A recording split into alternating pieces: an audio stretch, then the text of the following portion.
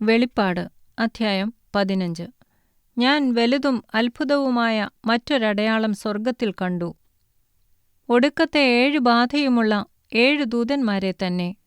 അതോടുകൂടെ ദൈവക്രോധം തീർന്നു.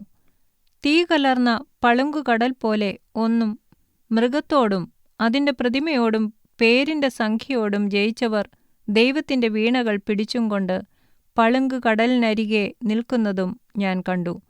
അവർ ദൈവത്തിന്റെ ദാസനായ മോശയുടെ പാട്ടും കുഞ്ഞാടിന്റെ പാട്ടും പാടിച്ചൊല്ലിയത്: സർവശക്തിയുള്ള ദൈവമായ കർത്താവേ, നിന്റെ പ്രവൃത്തികൾ വലുതും അത്ഭുതവുമായവ.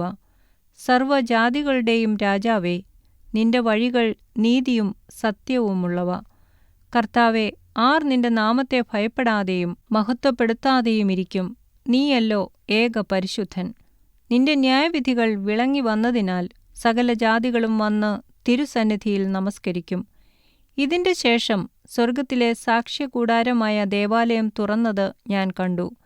7 ബാധയുള്ള 7 ദൂതന്മാരും ശുദ്ധവും ശുഭ്രവുമായുള്ള ശണവസ്ത്രം ധരിച്ചും മാറത്ത് പൊൻകച്ച കെട്ടിയും കൊണ്ട് ദേവാലയത്തിൽ നിന്ന് പുറപ്പെട്ടു വന്നു. അപ്പോൾ 4 ജീവികളിൽ ഒന്ന് എന്നേക്കും ജീവിച്ചിരിക്കുന്ന ദൈവത്തിന്റെ ക്രോധം നിറഞ്ഞ 7 പൊൻകലശം ആ 7 ദൂതന്മാർക്ക് കൊടുത്തു. ദൈവത്തിന്റെ തേജസ്സും ശക്തിയും ഹേതുവായിട്ട് ദേവാലയം പുകകൊണ്ട് നിറഞ്ഞു. 7 ദൂതന്മാരുടെ ബാധ 7 കഴിയുവോളം ദേവാലയത്തിൽ കടപ്പാൻ ആർക്കും കഴിഞ്ഞില്ല.